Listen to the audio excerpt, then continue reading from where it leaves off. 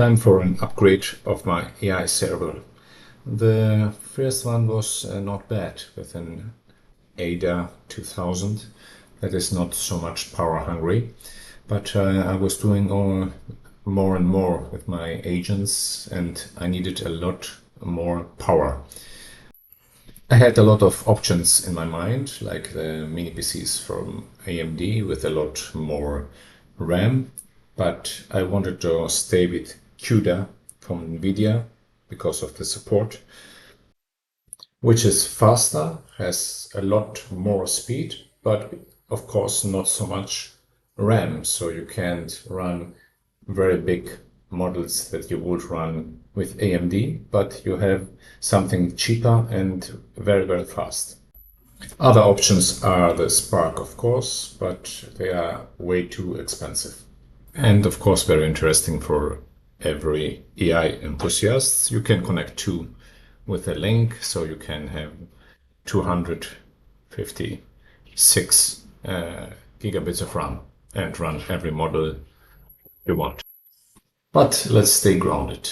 I wanted a case that is small and don't take much space. So I decided to go with the Deepcool CH170, the Plus version. It's a very nice case. It has a lot of space for a small one. I picked a PSU that was SFX.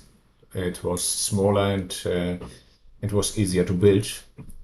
I always build my systems by myself, so I do the cable management, so like I want it, and I can pick exactly the parts that I want for my build. Here, as you see, the GPU, it's vertically in that case, so it don't takes much space. It's very good designed for that small case, but it will take a little time to set this up. The fan is from Deepcool too and has a nice digital display, so I can see every time the temperatures and how the CPU is working. And it's very useful because it's a headless server. I connect remotely only to it and per the API, so I can have the requests. I already run a lot more stuff on that server and I play around with image creation already with Comfy.